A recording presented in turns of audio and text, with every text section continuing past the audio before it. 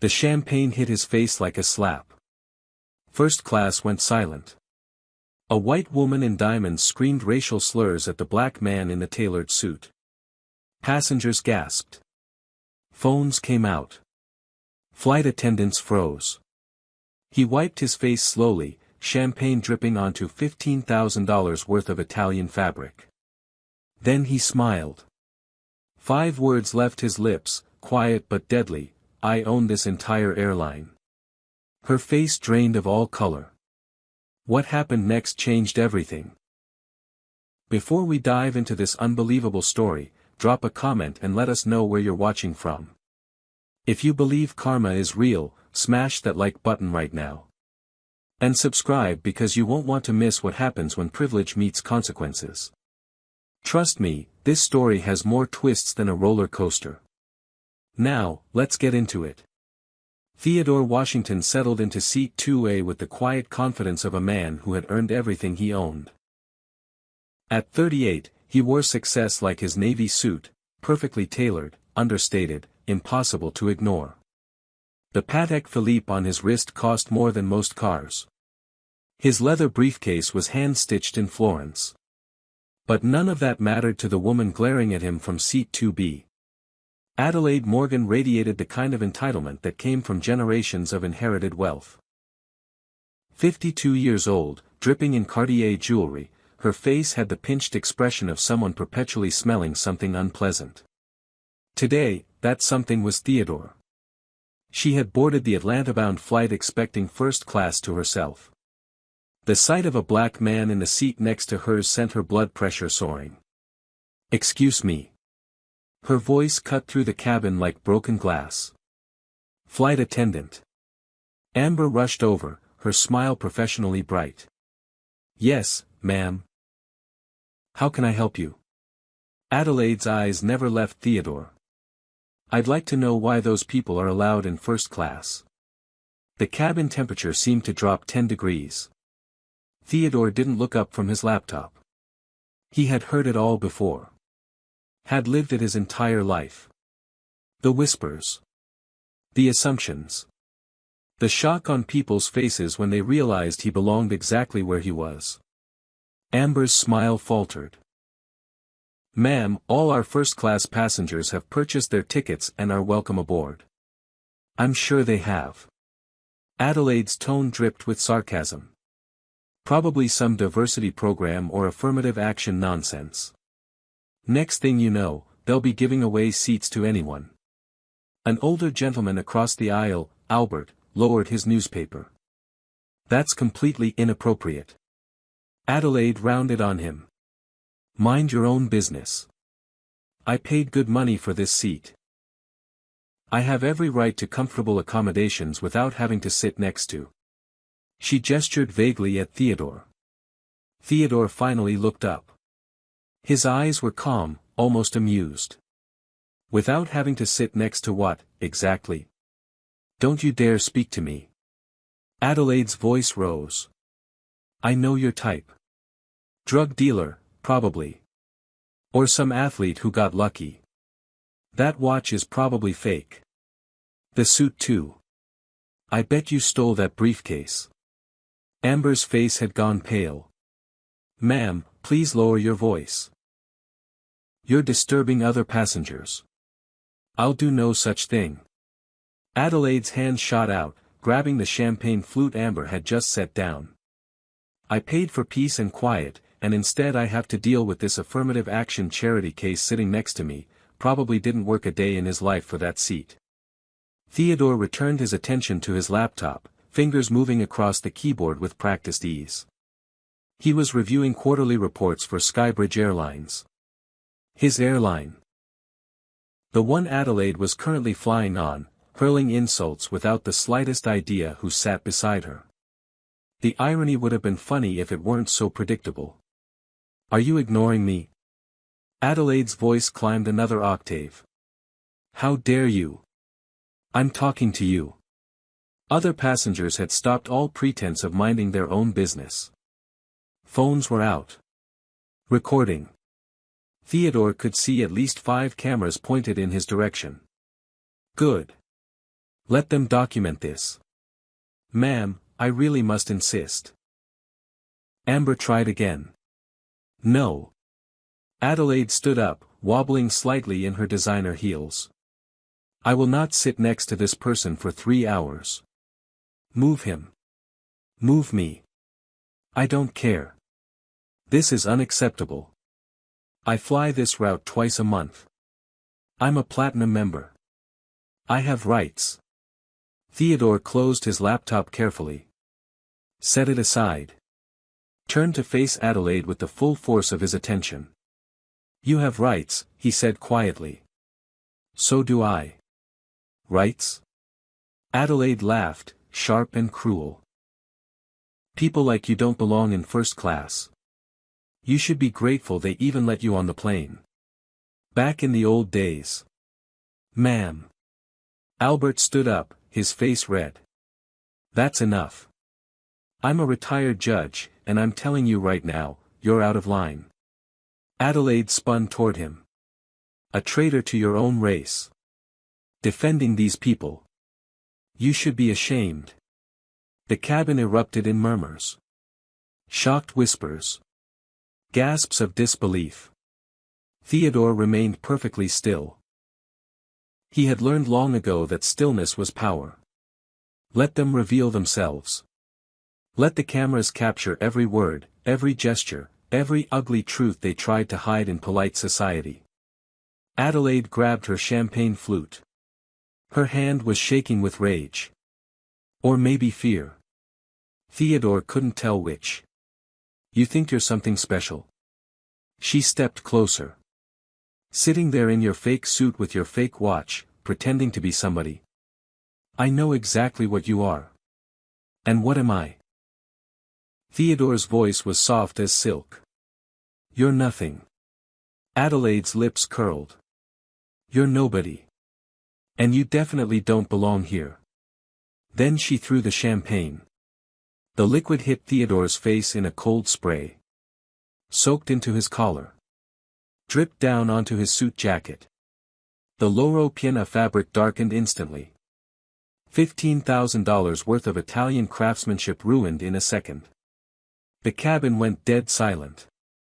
Adelaide stood there, empty glass in her hand, breathing hard. A wild look in her eyes. Like she couldn't believe what she had just done. Like she had surprised even herself. Theodore sat very still. Champagne dripped from his chin. From his nose. Into his lap. Then Adelaide found her voice again. That's what you deserve, you uppity. The slur that came out of her mouth made several passengers gasp out loud. Amber rushed forward with napkins, her hands shaking. Sir, I'm so sorry, I'm so incredibly sorry. Get him off this plane. Adelaide demanded.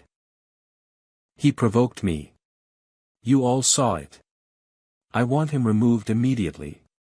Albert's voice cut through the chaos. That's assault. I witnessed the entire thing. She assaulted him. Assault? Adelaide laughed. It's champagne, not a weapon. Besides, he probably needed a bath anyway. More phones came out. More cameras. The entire first-class cabin was now documenting every second. Theodore reached for the napkins Amber offered. Wiped his face slowly. Methodically. Each movement deliberate. Controlled. Adelaide's confidence seemed to grow with his silence. That's right. Clean yourself up. Then get to the back of the plane where you belong. I'm calling the captain. I'm having you arrested when we land. You'll regret ever stepping foot in this cabin. She reached up, pressed the call button repeatedly. Captain. Captain, I need you up here immediately. There's been an incident. Theodore finished wiping his face. Stood up. Tall. Imposing. Every inch of him radiating quiet authority. Adelaide took a step back. Something in his eyes made her pause. Theodore pulled out his phone. Dialed a number. Put it on speaker. The voice that answered was crisp, professional. Mr. Washington. Sir, is everything all right? Theodore's eyes never left Adelaide's face. This is Theodore Washington. I need the captain in first class. Now. The color started draining from Adelaide's face, but she wasn't ready to believe it yet. She laughed. High-pitched. Nervous. Mr. Washington. She made air quotes with her fingers. How creative. Did you steal someone's identity too? Next you'll be telling me you're a CEO or something equally ridiculous. Theodore said nothing. Just stood there, phone still in hand, champagne staining his collar. Waiting. The cockpit door opened. Captain Andrew Chin emerged, his uniform crisp, his expression professional. He took 3 steps into first class, saw Theodore, and went absolutely rigid. Mr. Washington. The captain's voice was tight. Sir. I had no idea you were on this flight. Adelaide's laugh died in her throat. Captain Chen. Theodore's voice remained calm. I apologize for the interruption. I was conducting a routine assessment of our customer service experience when this passenger decided to assault me. Our customer service. Our. The words hung in the air like smoke. Adelaide's mouth opened. Closed. Opened again. No sound came out. I'm incredibly sorry, sir. Captain Chen's face had gone red. This is completely unacceptable. What can I do? Theodore gestured to his ruined suit. As you can see, I've been assaulted with champagne. The passenger has also used several racial slurs, all captured on multiple devices by witnesses. He nodded toward the phone still recording. I'd like this documented properly. Of course, sir. Immediately. Captain Chen pulled out his tablet, began typing. Ma'am, I'm going to need your name and... Wait. Adelaide's voice was barely a whisper. Wait. You called him Mr. Washington. You said our customer service. What does that mean? Theodore reached into his jacket pocket. Pulled out his wallet. Extracted his driver's license and 2 business cards. Handed them to Captain Chen, who glanced at them and nodded. Captain, would you mind confirming my identity for the passengers? Captain Chen cleared his throat. Ladies and gentlemen, I'm Captain Andrew Chen. The man standing before you is Theodore Washington, founder and CEO of Skybridge Airlines. He is the owner of this aircraft, this airline, and every plane in our fleet. The silence was absolute. Crushing. Adelaide swayed on her feet. The empty champagne glass slipped from her fingers, shattered on the floor. She grabbed the seat back for support. That's not possible. Her voice came out strangled. You're lying. This is some kind of joke. He can't be, he's black. Albert's voice was cold as ice. Is that what you were going to say? Theodore pulled out his phone again. Scrolled through his photo gallery. Turned the screen to show Adelaide. There he was at the Skybridge Airlines ribbon-cutting ceremony. Shaking hands with the mayor of Atlanta. Accepting an award from the National Business Association. Standing in front of a Boeing 787 with Skybridge Airlines emblazoned on the side, his arm around his beaming mother. I own this entire airline, Theodore repeated, his voice quiet but carrying through the cabin. I built it from nothing.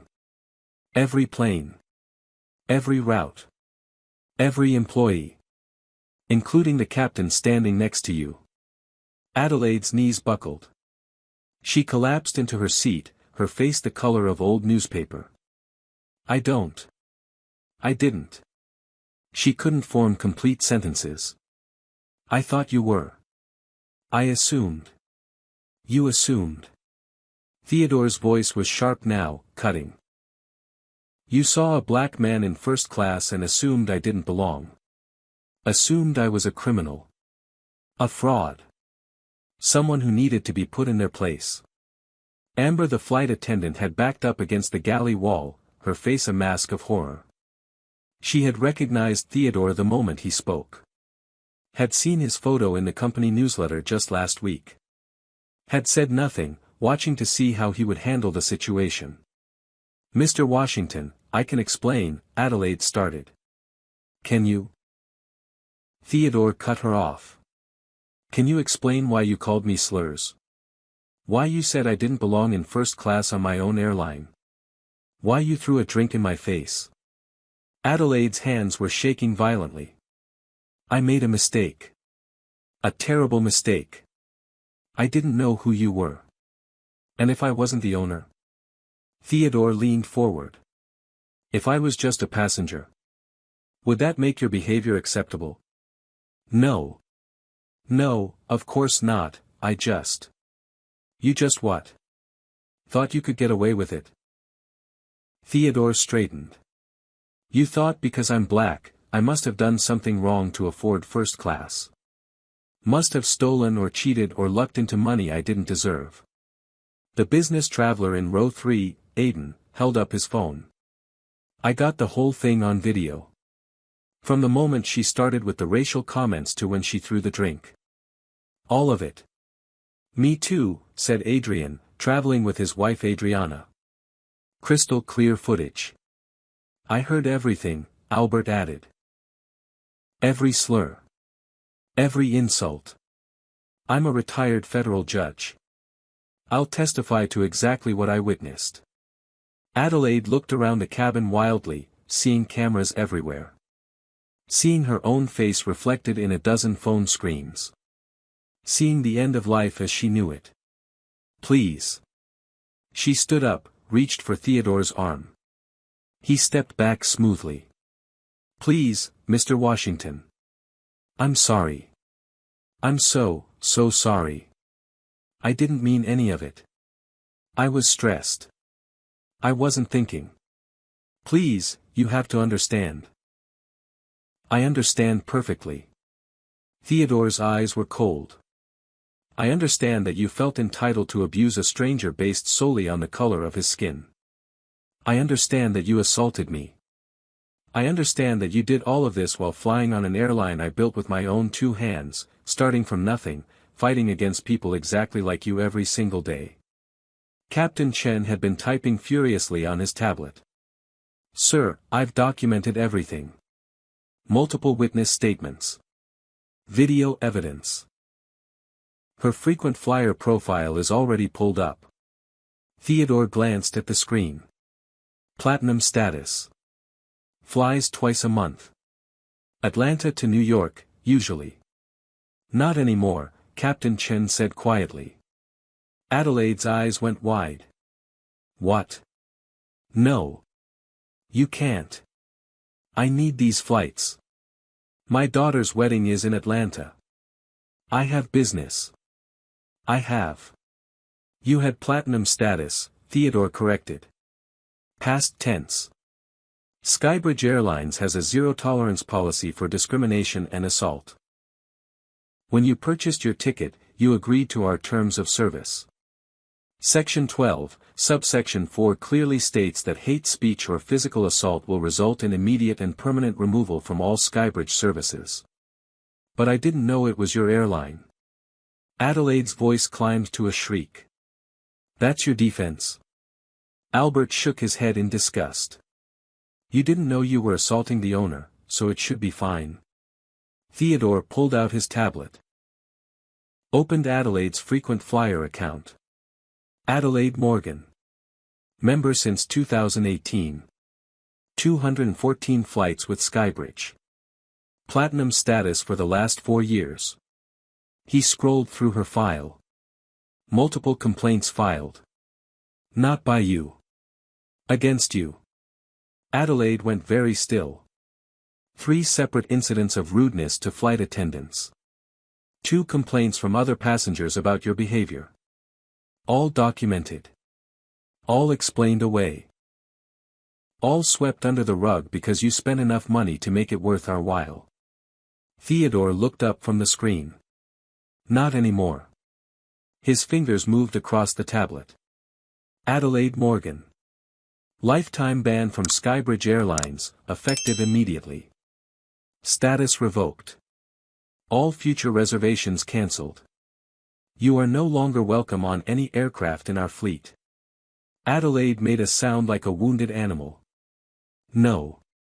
Please. You can't do this to me. I just did. Theodore handed the tablet back to Captain Chen. Make sure this goes into the shared database. I want every major airline to know exactly who they're dealing with. Shared database. Adelaide whispered. Airlines share information about problem passengers, Theodore explained, his voice cold and clinical.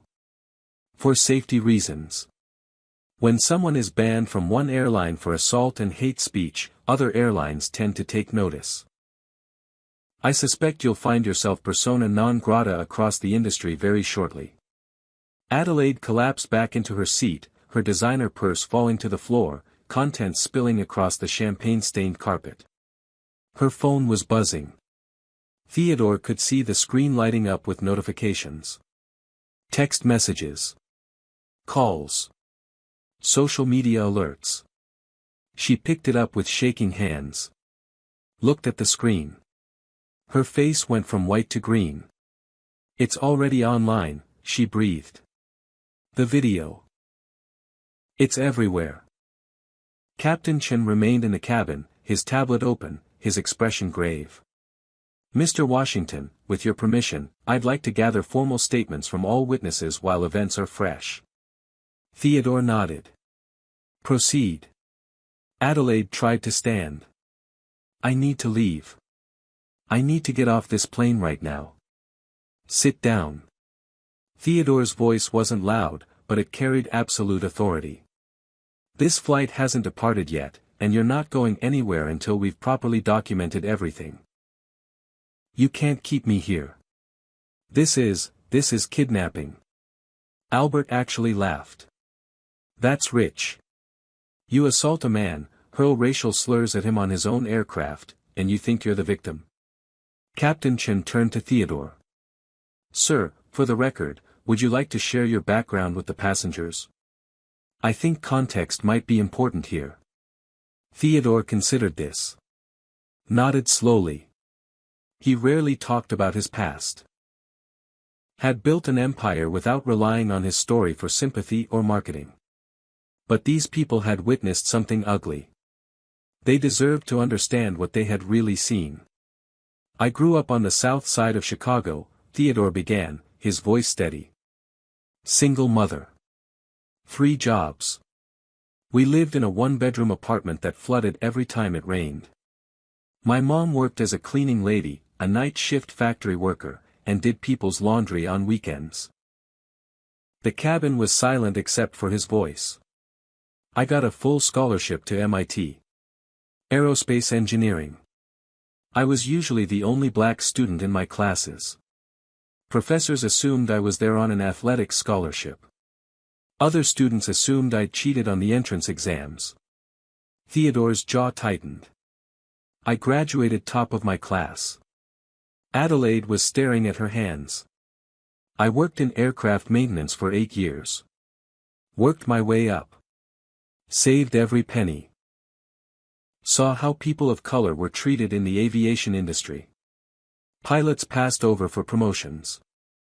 Flight attendants subjected to harassment. Mechanics assumed to be incompetent until proven otherwise. He paused. I decided to build something different. Captain Chen spoke up. 10 years ago, Mr. Washington purchased a failing regional airline with 12 planes and 200 employees. Most people said he was crazy. That he'd lose everything. I almost did, Theodore admitted. The first 2 years were hell. Banks wouldn't give me loans. Investors didn't take me seriously. I had to prove myself 3 times over just to get a meeting. He looked directly at Adelaide. People like you told me I didn't belong in boardrooms. That I should stay in my lane. That someone like me couldn't possibly run an airline. Adrian spoke up from row 3. How many planes do you have now? 68 aircraft. 3,000 employees. We serve 42 cities across North America. Theodore's voice filled with quiet pride. Last year, Skybridge Airlines was valued at $3.2 billion. We're the fastest-growing airline in the country. And we have the highest customer satisfaction ratings in the industry. Amber the flight attendant was crying silently, tears streaming down her face. I fly incognito sometimes, Theodore continued. To see what our customer experience really looks like. To understand what needs improvement. Today, I learned we have serious problems that need addressing. Adelaide finally looked up. I'll pay for your suit. Any amount. Just, please. I'll do anything. You think this is about money? Theodore's voice was incredulous. You think you can write a check and erase what you did? I don't know what else to do. Adelaide's voice broke. I made a mistake. A terrible, horrible mistake. I'm not usually like this. Aren't you? Theodore pulled out his phone again. Showed her the screen. My security team works fast. In the last 20 minutes, they've pulled up some interesting information about you. Adelaide's eyes widened. Your country club membership. Member of the admission committee for 15 years. Want to guess how many black applicants were accepted during your tenure? Theodore didn't wait for an answer. 0. Not one. Every single application denied. The reasons cited were always vague. Not a cultural fit. Wouldn't integrate well with current membership. Doesn't meet our community standards. That wasn't just me. The whole committee. You voted against every single one, Theodore cut her off. The records are very clear. Even when other committee members wanted to approve applications, you argued against it. Used coded language. Dog whistles. But we both know what you really meant. Adriana gasped. That's disgusting. Theodore kept scrolling. Then there's your employment history. Household staff turnover rate of 300%. You've had 14 different housekeepers in the last 5 years. 8 of them were women of color. All quit within months. Some filed complaints with the labor board about hostile work environment and wage theft. Adelaide was shaking her head violently. Those complaints were dismissed. They were lying. They were trying to get money from me. All 14 of them. Albert's voice dripped with sarcasm. That's quite a conspiracy. Your gardener last year, Theodore continued reading. Andrew Martinez. You accused him of theft. Called the police. Nearly had him arrested. Except he hadn't stolen anything. Your expensive garden gnome was found exactly where you'd misplaced it. You never apologized. Never compensated him for the trauma. He lost his business because word spread that he was a thief. I made a mistake. Adelaide was shouting now. I thought he took it. Anyone could have thought that. Could they? Theodore's eyes were hard. Or did you assume the Latino gardener must have stolen from you? Just like you assumed the black man in first class must be a criminal. Captain Chen had been taking notes the entire time. Sir, this establishes a clear pattern of discriminatory behavior. It does, Theodore agreed. Which means this wasn't an isolated incident. This wasn't stress or a bad day or a momentary lapse in judgment. This is who you are. Adelaide's phone buzzed again. She looked down, her face crumpling. It's my husband. He's seen the video. She couldn't finish the sentence. Let me guess, Albert said. He's not happy that your racism is now public. Adelaide scrolled through her phone with shaking hands. My daughter. She's calling. The wedding, oh God, the wedding. Theodore watched dispassionately as Adelaide answered the call on speaker, her hands trembling too much to hold the phone properly. Mom. A young woman's voice, high-pitched with panic. Mom, what did you do? It's everywhere. Everyone is sending me the video. The venue is calling. Some of our guests are backing out. Jeremy's parents are. She dissolved into sobs. Amber, sweetie, I can explain. Explain what? Explain why there's a video of you throwing a drink at someone and calling them. The daughter couldn't even say the words. How could you? How could you do this? My wedding is in 3 weeks. I didn't know he owned the airline. I didn't know who he was. That makes it worse, Mom. That makes it so much worse. You did that to a stranger. You did that to someone who was just sitting there.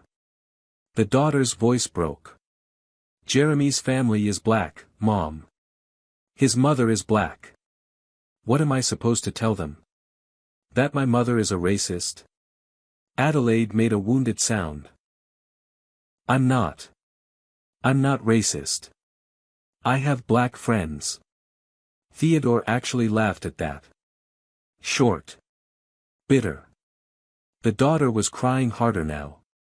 Don't. Just don't. I can't. I can't deal with this right now. Don't come to Atlanta. Don't come to my wedding. I can't have you there. Not after this. Amber, please. You're my daughter. I love you. If you loved me, you wouldn't have done this. The line went dead. Adelaide sat frozen, phone in hand, her entire world collapsing in real time. Her phone buzzed again. Another call. She answered automatically. Hello. Adelaide, this is Bernard. Her husband's voice was cold. Clinical. I'm at the club. They've seen the video. The board has requested that we both resign our memberships immediately. Bernard, I'm filing for separation. My lawyers will contact you tomorrow. Do not come home. I've had the locks changed. Your belongings will be packed and sent to your sister's house.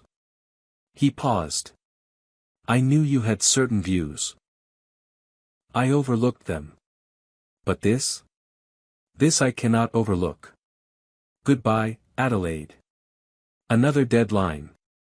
Another piece of her life, gone. Theodore watched it all unfold. Felt nothing. No satisfaction. No pity. Just cold recognition of consequences finally catching up to actions. Mr. Washington. Adelaide's voice was small. Broken. Please. I've lost everything. My daughter. My husband. My home. Isn't that enough? Enough? Theodore's voice was soft. Dangerous. Tell me, Adelaide. When you accused Andrew Martinez of theft and nearly destroyed his business, did you think about whether you'd hurt him enough? When you rejected every black applicant to your country club, did you ever ask yourself if that was enough? When you underpaid and abused your housekeepers, did you ever consider that maybe you'd done enough damage? Adelaide had no answer. You're not upset that you did these things, Theodore continued. You're upset that you got caught.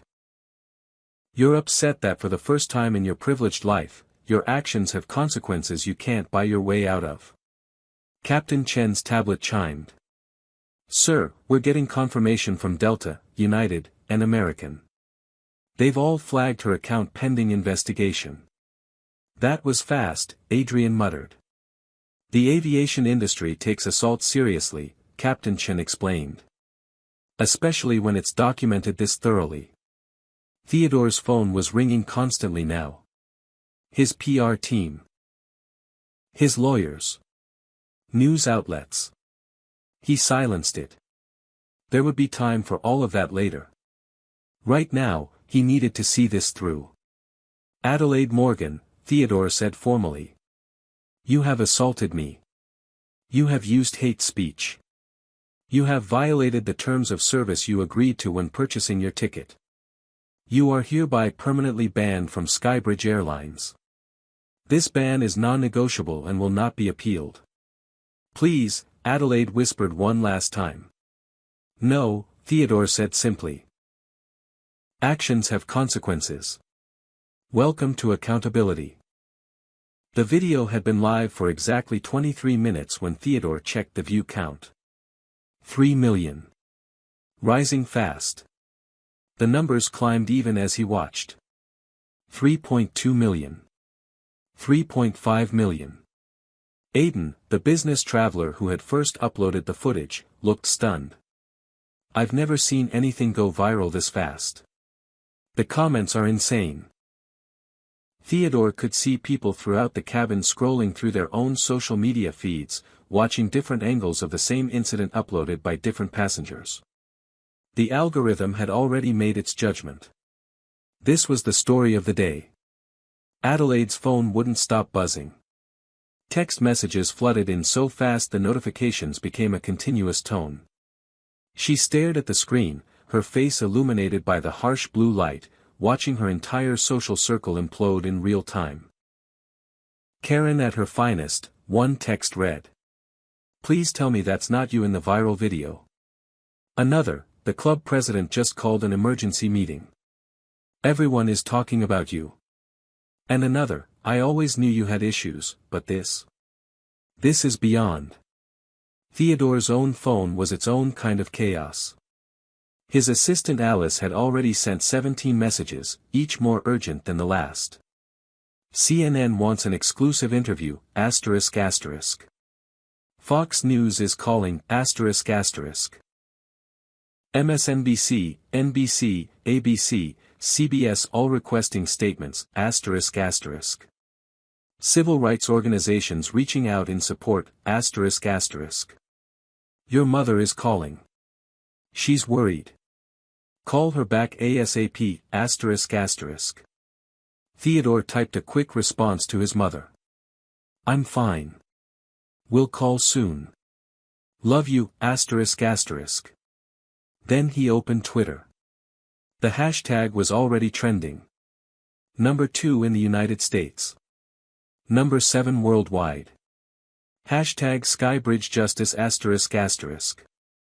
He scrolled through the posts. Thousands of them. Tens of thousands. This is what accountability looks like. Imagine being so racist you throw a drink at the literal owner of the airline. The look on her face when she realized though. Priceless. This man built a $3 billion airline from nothing and she called him a thief. The audacity of white privilege. My new hero. Theodore Washington for president. But not all the comments were supportive. Theodore had expected that. He's being too harsh. Everyone makes mistakes. She apologized. Isn't that enough? Cancel culture has gone too far. She's already lost her family. Theodore closed Twitter. He had seen enough. The court of public opinion would rule however it would rule. He had more immediate concerns. Amber the flight attendant approached hesitantly. Mr. Washington. I need to ask. What do you want us to do? The flight is already delayed by 40 minutes. Passengers in economy are getting restless. Theodore considered this. Make an announcement. Explain there's been an incident that's being documented. Offer complimentary drinks and snacks to everyone. Assure them we'll depart as soon as possible. Yes, sir. Amber picked up the intercom handset. Adelaide suddenly stood up, wild-eyed. I need to get off this plane. Right now. I can't. I can't breathe. This is a medical emergency. Captain Chin didn't move. Ma'am, sit down. I have anxiety. I need my medication. I need to deplane immediately. You need to sit down, Theodore said quietly. Before I add disrupting a flight to the list of charges. Charges? Adelaide's voice was a shriek. You're pressing charges. I haven't decided yet. Theodore pulled out his tablet. But assault is assault. Whether I'm the owner of this airline or just a passenger. The law doesn't distinguish. Adelaide grabbed her purse, clutching it like a life preserver. I'll sue you. For false imprisonment. For emotional distress. For defamation. Albert laughed out loud. Defamation? You defamed yourself, lady. There's video evidence of everything you did. Theodore's phone rang. His head of security. He answered. Talk to me. Sir, we've completed background on Adelaide Morgan. It's worse than we thought. How much worse? She's been involved in 3 separate incidents with law enforcement. All complaints against people of color.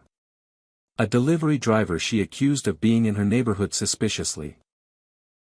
A teenager she claimed was casing her house. A waitress she said stole her credit card. Theodore put the call on speaker so Captain Chim could hear. Were any of the accusations substantiated? Not one. All were investigated and dismissed. But the pattern is clear.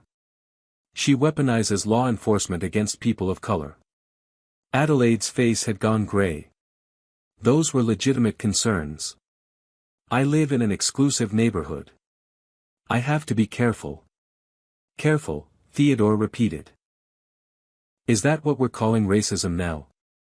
His security chief continued. There's more. Social media posts going back years. She's been careful, mostly dog whistles and coded language, but it's there. Posts about urban crime. Complaints about those people moving into her neighborhood. Support for politicians with explicitly racist platforms. Send me everything, Theodore ordered. I want a complete file. Already on its way to your encrypted email. Theodore ended the call. Looked at Adelaide. Still want to claim this was an isolated incident? She had no answer. Just sat there, drowning in the wreckage of her own making. Theodore's phone buzzed with another notification. His PR director. Sir, we need to make a statement. The press is swarming our Atlanta headquarters.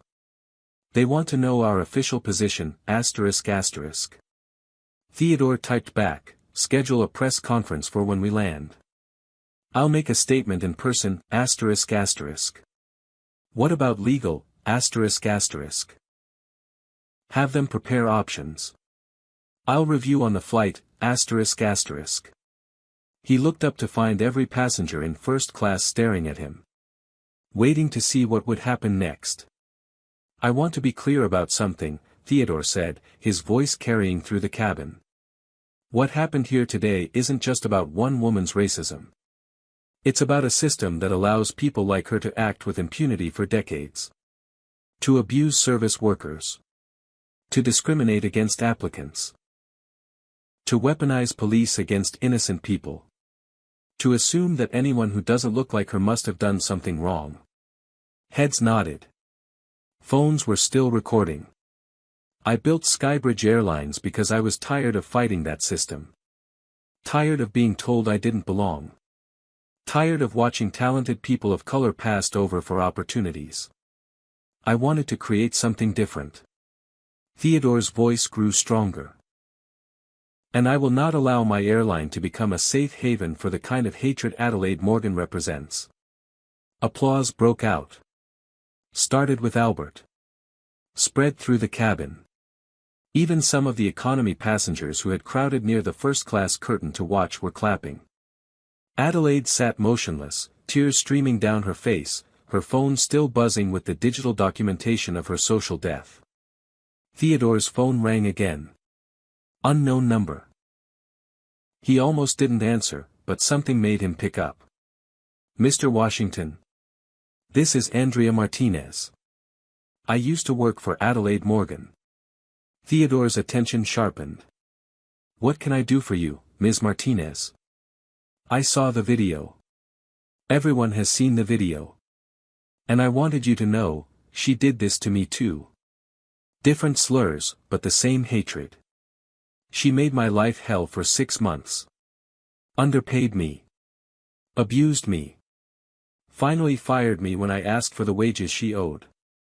Andrea's voice shook. I was too scared to fight back. She threatened to report me to immigration if I complained, even though I'm a citizen. She said no one would believe me anyway. Ms. Martinez, would you be willing to make a formal statement? Yes. Yes, I would. I'm tired of being scared of people like her. Theodore took down her contact information. My legal team will reach out. Thank you for coming forward. As he ended the call, another one came through. And another. Former employees. People Adelaide had harassed. Victims who had stayed silent out of fear or shame or the knowledge that no one would believe them over a wealthy white woman. Until now. Until the mask had been ripped off in spectacular, public, undeniable fashion. Theodore looked at Adelaide. How many people did you hurt?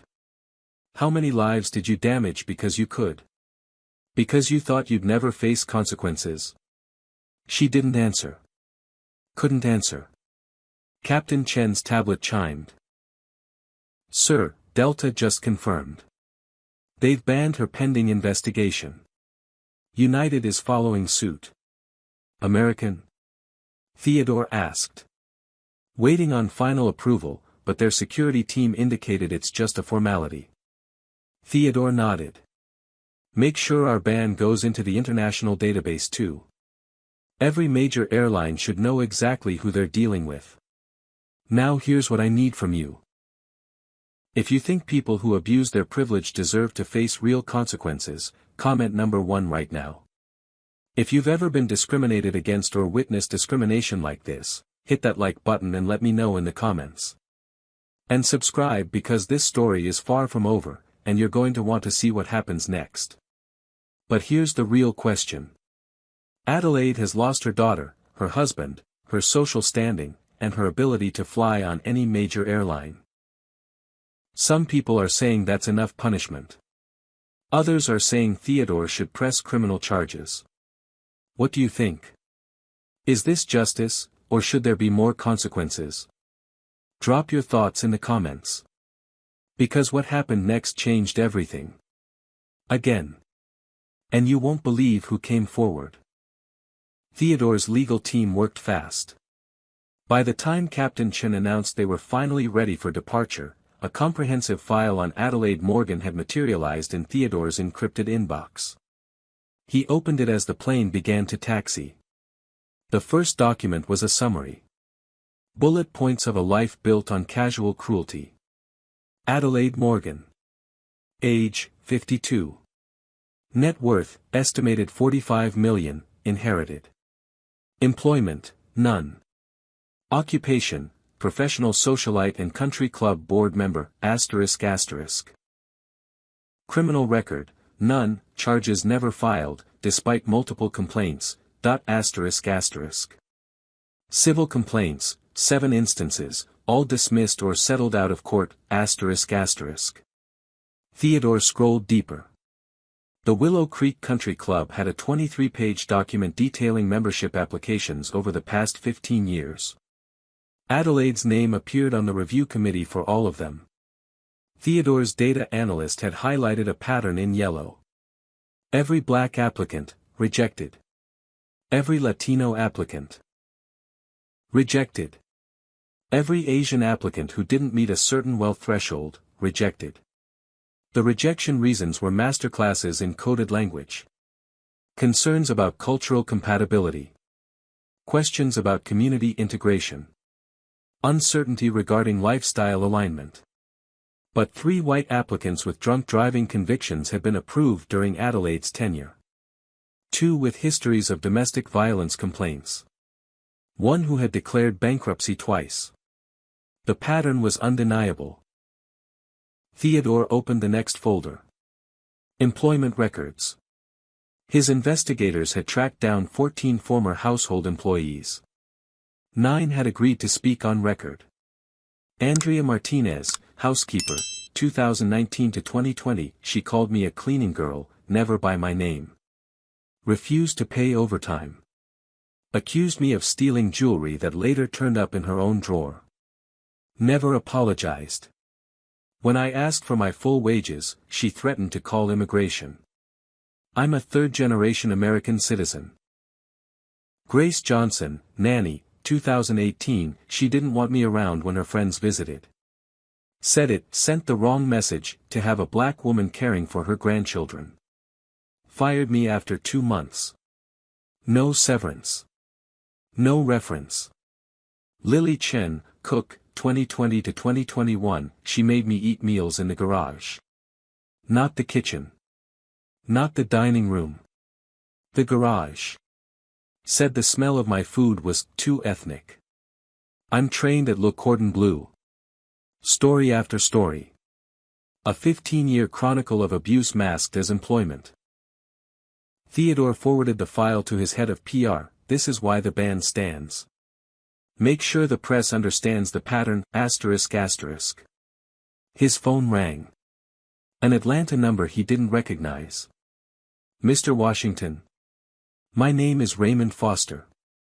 I'm the president of the Willow Creek Homeowners Association. I need to speak with you about Adelaide Morgan. Theodore put the call on speaker. Captain Chen leaned closer to listen. I'm listening, Theodore said. That video. What she did to you. I want you to know that's not the first time. Raymond's voice was heavy. We've had complaints about her for years. She's called the police on black families in the neighborhood at least a dozen times. Claims they're suspicious. That they don't belong here. Were any of the calls legitimate? Not one. Families returning from work. Teenagers walking home from school. A mail carrier on his route. Raymond sighed. We've tried to address it. Talked to her. Sent formal warnings. She always has an explanation. Always plays the victim. Says she's just concerned about safety. Why didn't you remove her from the HOA board? Her husband is Bernard Morgan. He's got connections. Threatened to sue us for discrimination if we took action against Adelaide. Said we were targeting her for being concerned about property values. We backed down. Raymond paused. I'm ashamed to admit it, but we backed down. Theodore made a note. Mr. Foster, I may need you to make a formal statement. Whatever you need. I'm tired of watching her get away with it. We all are. As Theodore ended the call, another came through. Then another. The floodgates had opened. A manager from her favorite restaurant, she sent back food if it was delivered by black servers. Made up reasons. Too cold. Too spicy. Wrong presentation. Always the same pattern. Her former personal trainer. Cancelled sessions if there were people of color working out nearby. Said she couldn't concentrate. Eventually banned from the gym for making other members uncomfortable. A saleswoman from Nordstrom refused to let black staff help her. Would wait for white associates even if it meant standing around for 20 minutes. Filed complaints if she had to interact with diverse staff. Each call added another piece to the mosaic. A life of unchecked privilege.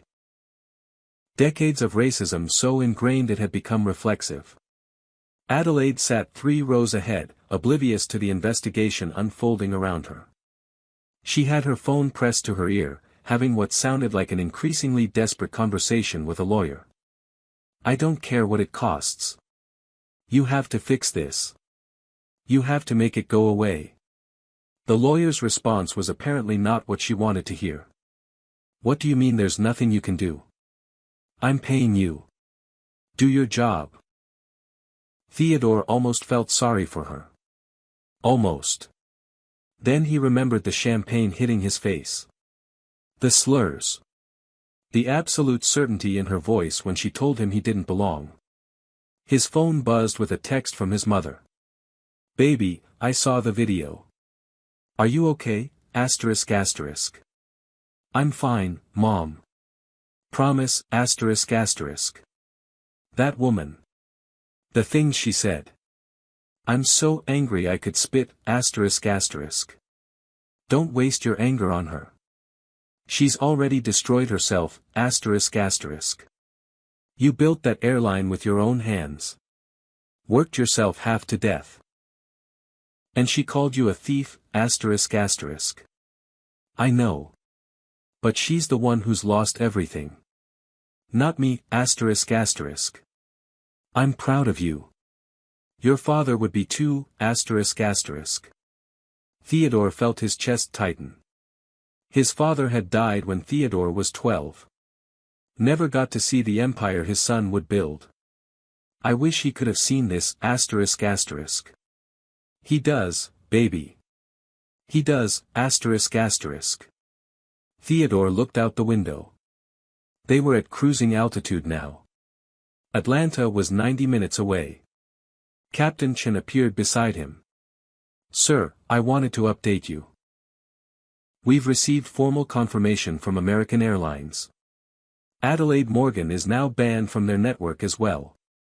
That's all the major carriers, Theodore noted. Yes, sir. She's effectively grounded unless she wants to drive or take a train. Adelaide must have overheard because she let out a sound like a wounded animal. Her lawyer was still talking on the phone, but she ended the call abruptly.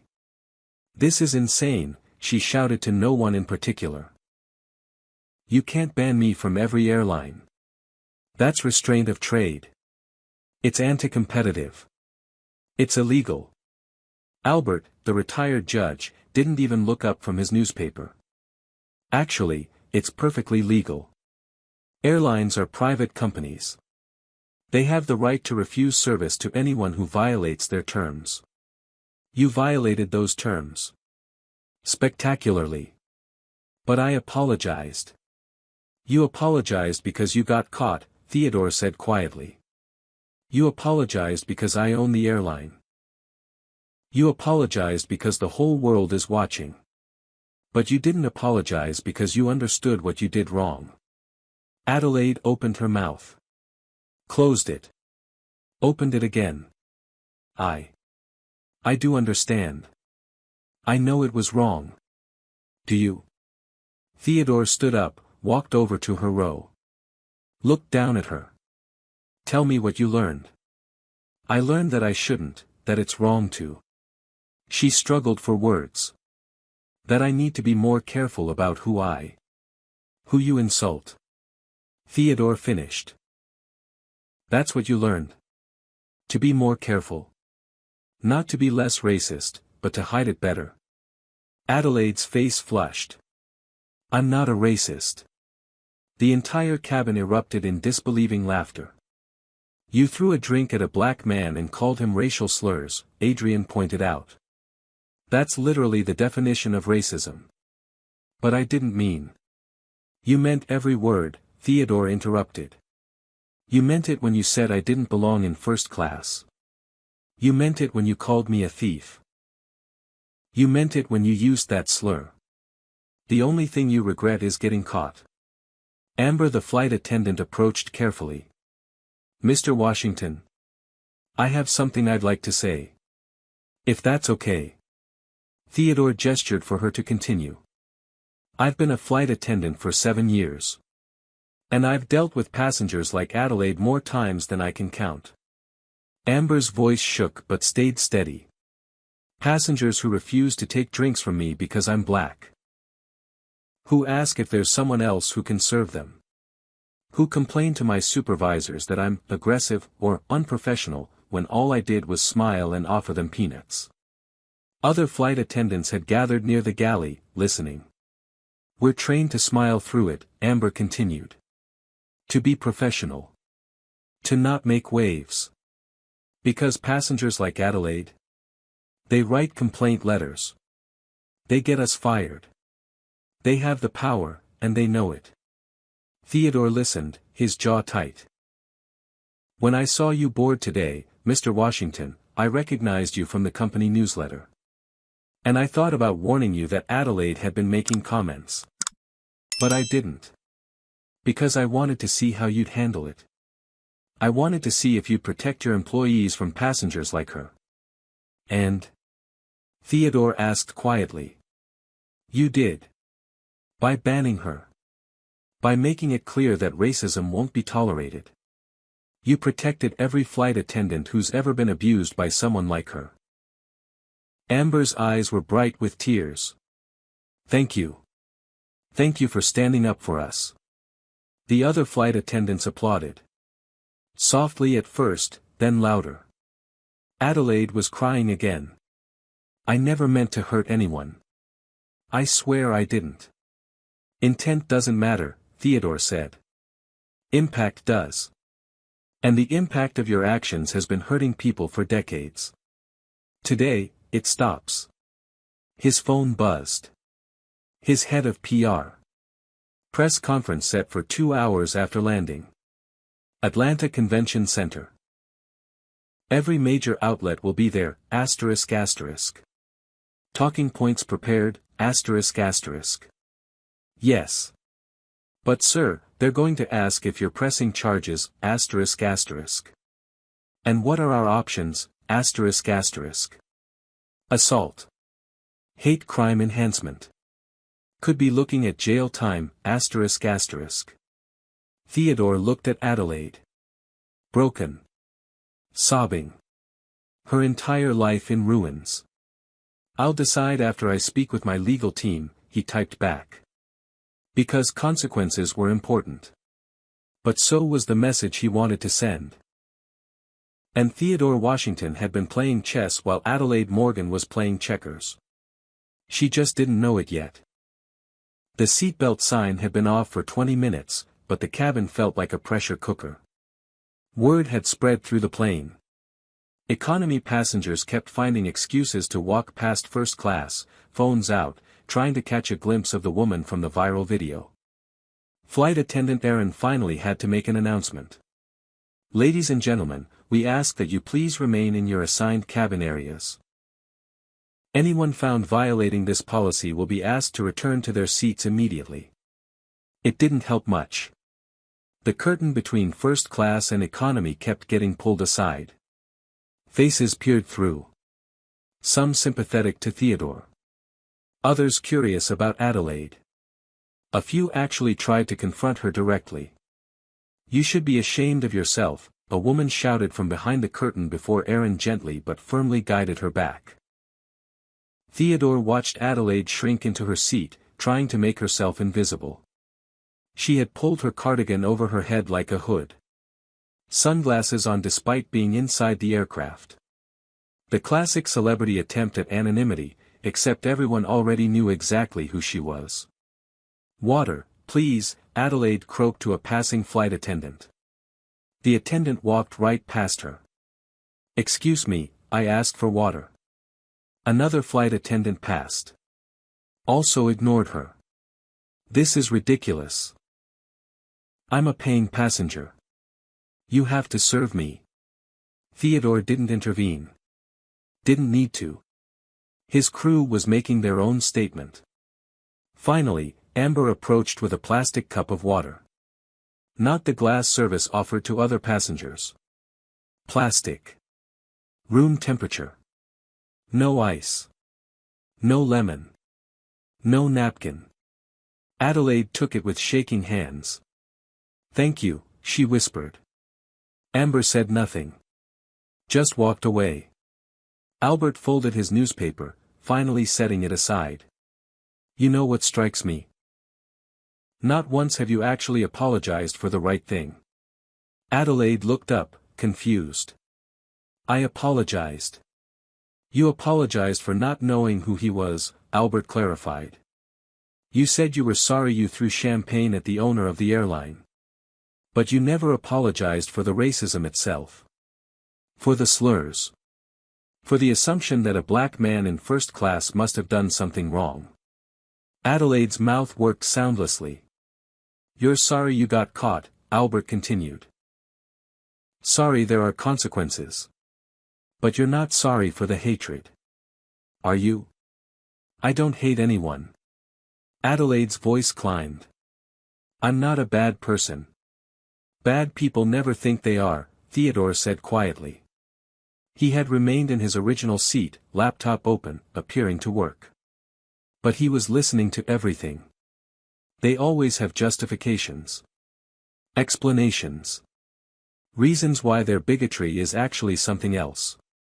Common sense. Caution. Concern. A young black boy, maybe 8 years old, appeared in the aisle. His mother trailed behind him, looking apologetic. I'm sorry, he insisted on, she began. It's fine, Theodore said, smiling at the boy. Are you really Theodore Washington? The boy asked, eyes wide. I am. My dad says you're a hero. He says you built this airline from nothing. He says you're proof that we can do anything. Theodore felt something tight loosen in his chest. What's your name? Adrian. Adrian Foster. Well, Adrian Foster, your dad is right. You can do anything. As long as you work hard, stay honest, and never let anyone tell you that you don't belong somewhere. Adrian's eyes cut to Adelaide, then back to Theodore. That lady said mean things to you. She did. My mom says people who say mean things are usually scared inside. Theodore glanced at Adrian's mother, who looked embarrassed. But also proud. Your mom is very wise, Theodore said. Fear makes people do ugly things. But it's not an excuse. Understand? Adrian nodded seriously. Can I take a picture with you? To show my dad. Of course. Theodore stood, posed with Adrian, shook his small hand. Watched the boy bounce back to economy with his mother, radiating excitement. Adelaide was watching. Theodore could feel her eyes on him. That could have been your grandson, Theodore said without looking at her. If you hadn't taught your daughter that people who look like that boy are somehow less than. If you hadn't spent decades spreading poison disguised as propriety. My grandson is, Adelaide stopped. Is what? Theodore turned to face her. White. Is that what you were going to say? Adelaide said nothing. Your daughter is marrying into a black family, Theodore said. It wasn't a question. He had received the information from his background check. Jeremy Williams. His mother is Dr. Sharon Williams, one of Atlanta's most prominent cardiac surgeons. His father is David Williams, retired Air Force colonel. Adelaide's face had gone pale. Distinguished family. Impressive credentials. But I'm guessing you weren't thrilled about the match, were you? That's none of your business. It became my business when you assaulted me on my airline, Theodore replied. So let me guess how this went. Your daughter fell in love. Brought Jeremy home.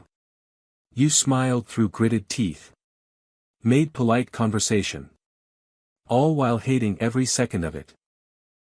Adelaide's silence was confirmation. I wonder what Jeremy's parents will think, Theodore mused. When they see the video. When they realize their son was about to marry into a family where the matriarch throws drinks at black men and calls them slurs. They've already pulled out of the wedding, Adelaide whispered. Jeremy called off the engagement an hour ago. The cabin went silent. Your daughter lost her fiancé? Adrian asked from across the aisle. Adelaide nodded, tears streaming down her face. Because of what you did? Another nod. Good, Adrian said flatly. No one should have to marry into a family like yours. His wife, Adriana, squeezed his hand but didn't contradict him. Theodore's phone buzzed. His legal team. We have a problem. Adelaide's lawyer is threatening to sue for emotional distress. Claims the public humiliation has caused her severe psychological harm, ***. Theodore typed back, let them sue. Discovery will be fun. We'll subpoena every person she's ever discriminated against, asterisk asterisk. Are you sure? It could get messy, asterisk asterisk. It's already messy. Let's make sure the mess lands where it belongs, asterisk asterisk. He looked up to find Adelaide watching him. Are you going to sue me? She asked. Voice small. Defeated. I haven't decided yet, Theodore replied honestly. My lawyers are preparing options. What do you want from me? Adelaide's voice broke. I've lost everything. My daughter hates me. My husband is divorcing me. My friends won't return my calls. I can't even fly anywhere. What more do you want? Theodore leaned back in his seat. Studied her. Saw not a person but a symbol. A representation of every obstacle he had ever faced. Every person who had told him he didn't belong. Every assumption that he must have cheated or stolen or lucked into his success. I want you to understand, Theodore said quietly. Really understand. Not just that you got caught. Not just that there are consequences.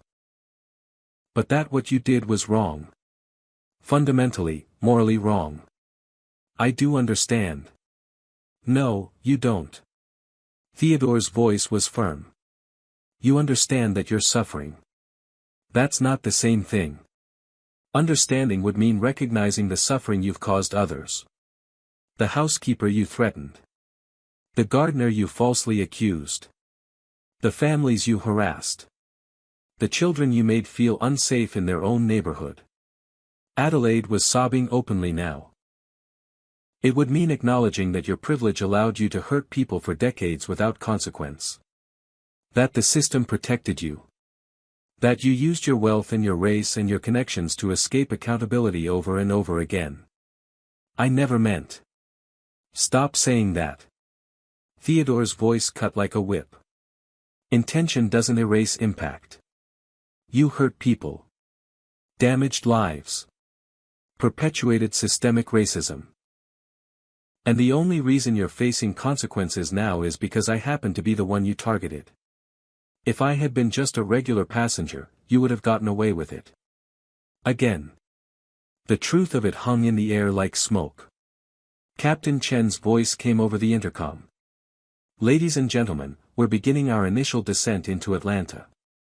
Please return to your seats and ensure your seatbelts are fastened. Theodore pulled out his phone. Typed a message to his PR team. I've made my decision. I'm pressing charges. Full extent of the law. Make sure the press knows this isn't just about me. It's about every person of color who has been assaulted, abused, or discriminated against by people like Adelaide Morgan, asterisk asterisk. Are you certain, sir? There will be backlash. People will say you're being vindictive, asterisk asterisk. Let them say it. I'm done watching people like her face no consequences, asterisk asterisk. He hit send. Looked out the window. Atlanta was coming into view. The city where he had built his empire. Where he had proved everyone wrong. Where Adelaide Morgan was about to face justice. Finally. The plane continued its descent. Theodore closed his laptop. Straightened his champagne-stained suit. Prepared for what came next. Behind him, Adelaide Morgan sobbed quietly into her hands. Ahead of him, the press conference waited. And Theodore Washington was ready to change the conversation about racism in America. One viral video at a time. The wheels hit the tarmac with a jolt that made Adelaide flinch. Through the window, Theodore could see news vans lining the perimeter of the airport. Helicopters circled overhead. This wasn't a normal landing. This was a spectacle. Captain Chen's voice crackled through the intercom.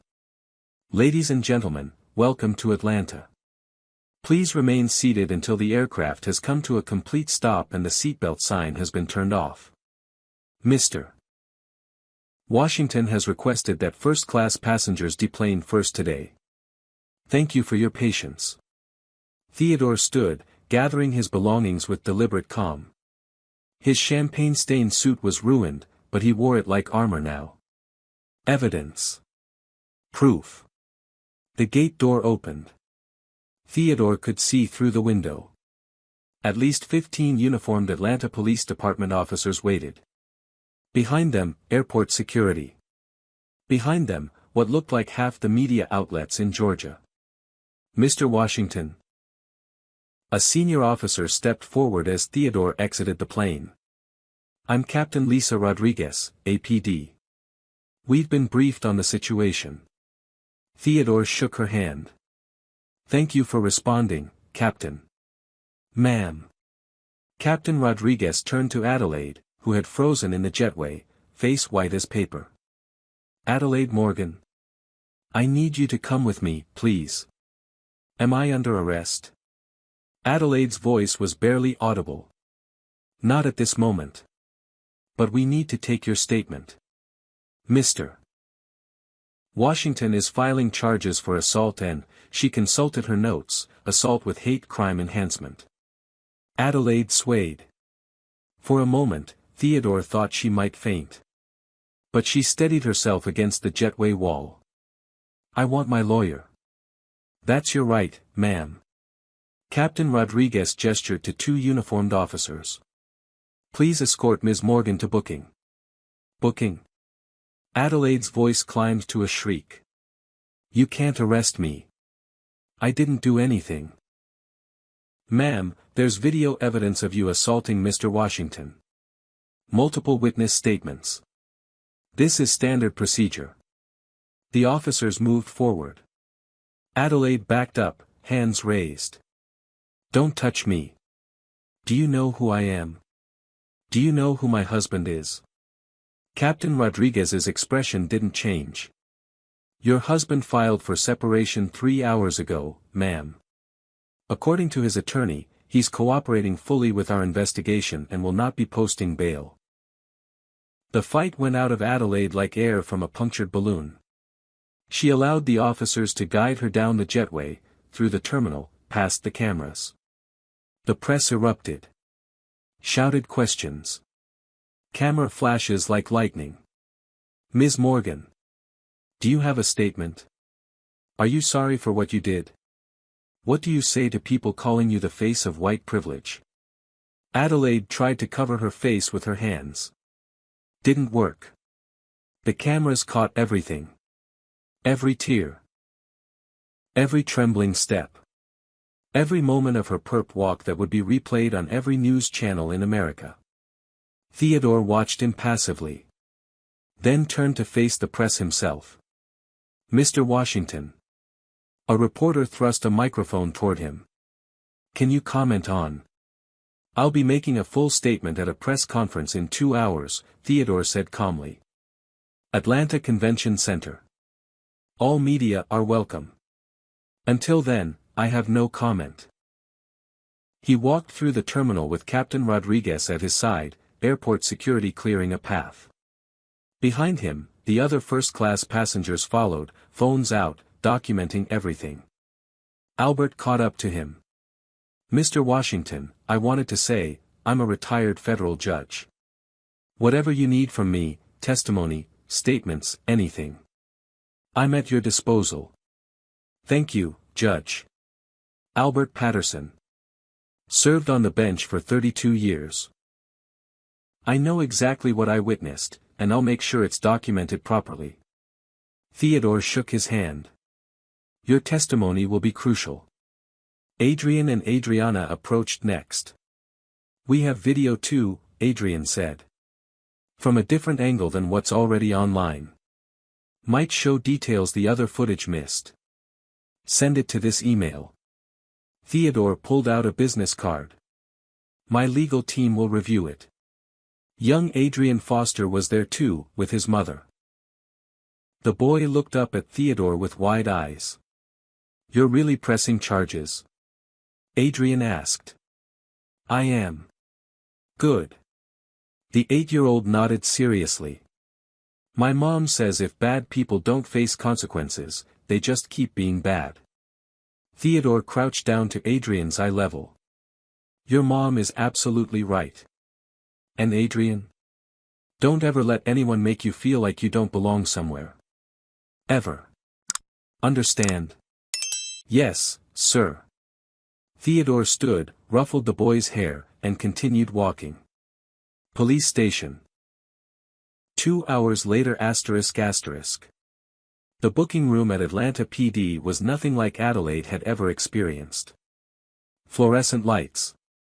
Plastic chairs. The smell of industrial cleaner and desperation. She sat at a metal table, her lawyer finally present. Chester Hamilton, 63, one of Atlanta's most expensive criminal defense attorneys. Don't say anything, Chester advised for the 4th time. Let me handle this. But I need to explain. No. Chester's voice was firm. You need to stay silent. Every word you say makes this worse. Captain Rodriguez entered with a thick file. Set it on the table with a heavy thud. Ms. Morgan. We've reviewed the evidence. Video footage from 5 different sources. Witness statements from 17 passengers. Flight crew testimony. And Mr. Washington's formal complaint. Chester leaned forward. My client is willing to settle this civilly. No criminal charges.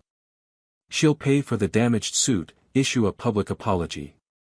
Mr. Washington has declined settlement, Captain Rodriguez interrupted. He wants to proceed with criminal charges. Adelaide made a sound like a wounded animal. On what grounds? Chester demanded. She threw a drink. It's simple assault at worst. Misdemeanor. Fine and community service. Assault with hate crime enhancement, Captain Rodriguez corrected. The racial slurs she used elevate this to a felony. Georgia law is very clear on this. Chester's confident expression faltered. That's excessive.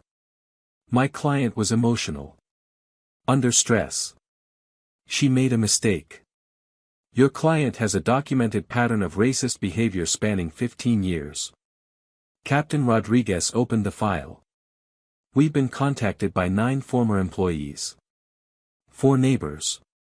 2 restaurant staff. A personal trainer. And a gardener she falsely accused of theft. Adelaide's face had gone gray. We've also been alerted to 3 separate incidents where your client weaponized law enforcement against people of color. Filed false reports. Made baseless accusations. Those were investigated and dismissed. Because the victims were too scared to pursue charges. Because your client had wealth and connections. Captain Rodriguez's eyes were hard. But this time, the victim is Theodore Washington. A billionaire with resources that match yours. Someone who can't be intimidated or bought off. Chester stood. I need to consult with my client privately. Take your time. Captain Rodriguez left the room. The moment the door closed, Chester rounded on Adelaide. What the hell were you thinking? Theodore Washington. You assaulted Theodore Washington. I didn't know who he was. That's not a defense. It makes it worse. Chester ran his hands through his hair. Do you understand the position you're in? You assaulted one of the most successful black entrepreneurs in America. On his own airline. While hurling racial slurs. In front of cameras. Fix it, Adelaide demanded. That's what I pay you for. I can't fix this. Chester's voice rose. This isn't a speeding ticket or a DUI. You committed a hate crime. There's video evidence. 17 witnesses. You're going viral on every platform. There's nothing to fix. Adelaide stared at him. So what do I do? Chester sat down heavily. Plead guilty. Hope for a lenient judge. Pray that Washington doesn't push for maximum sentencing. Guilty. Adelaide's voice was a whisper. I'll have a criminal record. You'll have a criminal record either way. Fight this, and you'll lose. The evidence is overwhelming. At least if you plead guilty and show remorse, you might avoid jail time. Jail? Adelaide felt the room spin. I can't go to jail. I can't. Then you should have thought of that before you assaulted someone, Chester said bluntly. Atlanta Convention Center, press conference ***. Theodore stood at the podium, every camera in Georgia pointed at him. His stained suit was gone, replaced with a fresh one his assistant had brought. But photos of the original had already been distributed to the press. Thank you all for coming, Theodore began. I'm going to make a brief statement, then take questions. The room fell silent. This afternoon, I was assaulted by a passenger on my own airline. Adelaide Morgan threw champagne in my face and used multiple racial slurs, all while demanding I be removed from first class. She did this because she saw a black man in a premium seat and assumed I didn't belong there. Cameras clicked. Reporters scribbled notes. I want to be clear. This incident isn't about me personally. I'm a billionaire. I own the airline. I have resources and power that most victims of racism don't have. But think about every black person who has been in my position without those resources. Every person of color who has been assaulted, discriminated against, or abused by people like Adelaide Morgan and had no recourse. Theodore's voice strengthened. That's why I'm pressing charges. Not for revenge. For accountability. To send a message that this behavior has consequences. That wealth and privilege don't protect you from justice. A reporter raised her hand. Mr. Washington, some people are saying you're being too harsh. That Ms. Morgan has already lost her family, her social standing. She's lost those things because of her own actions, Theodore interrupted. I didn't make her throw that drink. I didn't make her use those slurs. She did that herself. And consequences are not cruelty. They're justice. Another reporter, what about criticism that you're using your wealth and power to punish someone who made a mistake? I'm using my wealth and power to do what ordinary people of color can't do. Fight back. Hold someone accountable. If I had been just another passenger, Adelaide Morgan would have faced zero consequences. She would have flown home, complained to her friends about those people in first class, and continued her pattern of abuse. Theodore leaned into the microphone. I'm announcing today that Skybridge Airlines is launching a $50 million scholarship fund for students of color pursuing careers in aviation. I'm also implementing mandatory anti-racism training for every single employee. And I'm partnering with civil rights organizations to create industry-wide standards for addressing discrimination. Applause erupted. Adelaide Morgan's racism didn't happen in a vacuum. It happened because systems allowed it. Protected it. Enabled it. Today, we start changing those systems. A reporter from CNN, have you spoken with Ms. Morgan since landing? No. And I don't plan to. If she apologizes publicly, would you drop the charges? No. Theodore's voice was firm. Apologies are meaningless without accountability.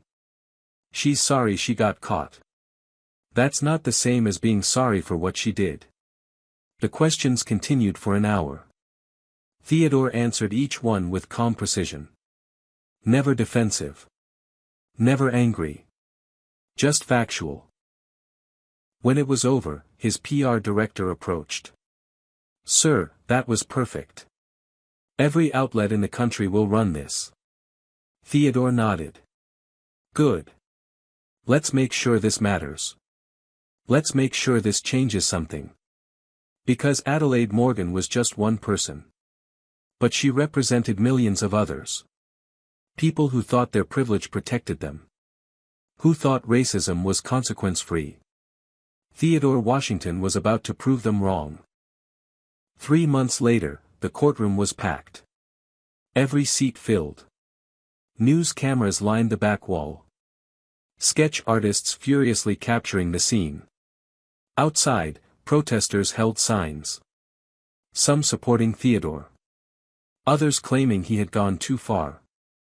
Adelaide sat at the defense table, barely recognizable. Gone were the designer clothes and expensive jewelry. She wore a simple navy dress. No makeup. Hair pulled back. Her lawyer had insisted. Make her look humble. Sympathetic. Sorry. It wasn't working. The prosecution had spent 2 days presenting their case. Video evidence played on loop. Adelaide throwing champagne. Adelaide screaming slurs. Adelaide demanding Theodore be removed. Then came the witnesses. Albert Patterson, retired federal judge, described every detail. She called him a thief. Said people like him don't belong in first class. When he remained calm, it seemed to infuriate her more. Adrian and Adriana from row 3. We recorded everything. We knew someone needed to document it. Amber, the flight attendant. I recognized Mr. Washington immediately. I wanted to warn him, but I also wanted to see if our company's values were real. If he would really protect employees like me from passengers like her. Then came Adelaide's former employees. Andrea Martinez, the housekeeper, took the stand with shaking hands. She called me terrible names. Threatened me. Made me work in conditions that were degrading. Grace Johnson, the nanny. She told me to stay out of sight when her friends visited. Said having a black nanny sent the wrong message about her values. Lily Chen, the cook. I have a degree from Le Cordon Bleu. I've cooked for presidents. And she made me eat in the garage like an animal. Each testimony built on the last. A mountain of evidence. A pattern impossible to deny. The defense tried. Chester Hamilton was good at his job. He painted Adelaide as a woman under stress. Going through a difficult time. He highlighted her charitable donations. Her volunteer work. But then the prosecution played her social media posts. Screenshots going back years. Complaints about urban crime. Coded language about those people. Support for politicians with explicitly discriminatory platforms. This wasn't a bad day, the prosecutor argued. This was a lifetime of racism finally exposed. Then Theodore took the stand. He wore a simple black suit. Spoke clearly. Calmly. No anger. Just facts. I've faced discrimination my entire life, Theodore began. Teachers who assumed I was less intelligent because of my skin color. Professors who questioned if I deserved my scholarship. Colleagues who assumed I was hired for diversity, not competence. The courtroom was silent. I built Skybridge Airlines because I was tired of fighting for space in rooms where people assumed I didn't belong. I wanted to create something where talent mattered more than race. Theodore's voice was steady. When Adelaide Morgan threw that drink, she represented every person who ever told me I didn't deserve my success. Every obstacle. Every assumption. Every barrier. The prosecutor asked, why press charges? Why not just ban her from your airline? Because banning her solves my problem. Pressing charges sends a message. That racism has consequences. That assault is assault, regardless of the victim's race. That privilege doesn't grant immunity from justice. Theodore looked directly at Adelaide for the first time. I'm not pressing charges for myself. I'm doing it for every person of color who couldn't fight back. Every housekeeper she abused. Every neighbor she harassed. Every victim who was too scared or too poor to seek justice. In the gallery, Theodore's mother wept silently. Next to her, young Adrian Foster sat with his parents, watching his hero testify. The defense called Adelaide to the stand. Chester had coached her extensively. Show remorse. Accept responsibility. Humanize yourself. Adelaide took the oath. Sat down. Looked at the jury. I made a terrible mistake, she began, voice shaking. I was having a difficult day. My daughter's wedding was coming up. I was stressed. And I reacted inappropriately. The prosecutor stood for cross-examination. Ms. Morgan, you say you were stressed. Did that stress also cause you to underpay your housekeepers? That's not. Did stress cause you to call the police on black families in your neighborhood? I was concerned about safety. Did stress cause you to reject every black applicant to your country club for 15 years? That wasn't just me. Answer the question. Did you vote against every black applicant? Adelaide's mouth trembled. Yes. But. No further questions. The trial lasted 5 days. The jury deliberated for 2 hours. Guilty on all counts. The judge, a black woman named Carmen Hayes, looked down at Adelaide with an expression carved from stone. Ms. Morgan, the evidence presented in this case reveals a pattern of racist behavior spanning decades. You have abused people of color. Discriminated against them. Weaponized systems of power against them. All while facing no consequences. Adelaide was crying. Chester had his hand on her shoulder. The court finds your remorse to be limited to regret over being caught, not genuine understanding of the harm you've caused. Judge Hayes paused. You are hereby sentenced to 6 months in the Fulton County Jail. Upon release, you will serve 2 years of probation, during which you will complete a racism intervention program and 1,000 hours of community service in predominantly black neighborhoods. Adelaide let out a sound like a wounded animal. Additionally, you will issue a public apology, not for getting caught, but for the specific harm you've caused to specific individuals. This apology will be reviewed by the court before publication. Judge Hayes looked directly at Adelaide. Perhaps in 6 months, you'll begin to understand what you've spent your whole life refusing to acknowledge. That black people are human beings deserving of dignity and respect. That privilege is not a shield. That actions have consequences. The gavel fell. Adelaide collapsed, sobbing. Bailiffs moved forward to take her into custody. In the gallery, Theodore sat perfectly still. No triumph on his face. No satisfaction. Just quiet recognition that justice, however imperfect, had been served. As Adelaide was led out of the courtroom in handcuffs, camera flashes exploded like fireworks. She tried to hide her face. Failed. The image would be on every front page tomorrow. The face of privilege, finally facing consequences. Outside the courthouse, Theodore gave a brief statement to the press. Justice has been served. Not just for me, but for every person Adelaide Morgan harmed over her lifetime. This verdict sends a clear message: racism is not acceptable. Assault is not acceptable. And wealth cannot buy immunity from accountability. He paused. I hope Adelaide uses her time in custody to reflect. To learn. To grow. Real change is possible, but only if someone is willing to do the difficult work of examining their own prejudices. A reporter asked, "Do you forgive her?" Theodore considered the question. Forgiveness isn't mine to grant or withhold. I'm not her victim. I'm just the person who finally had the power to hold her accountable. The real question is whether she'll ever forgive herself for the person she's been. With that, Theodore walked away, his mother on one side, his legal team on the other. Behind him, Adelaide Morgan was processed into the Fulton County Jail, where she would spend the next 6 months learning what life was like without privilege to protect her. The lesson was just beginning. Theodore Washington stood at the podium of MIT's Aerospace Engineering Department, addressing a room full of students. 50 of them were recipients of the Skybridge Scholarship Fund.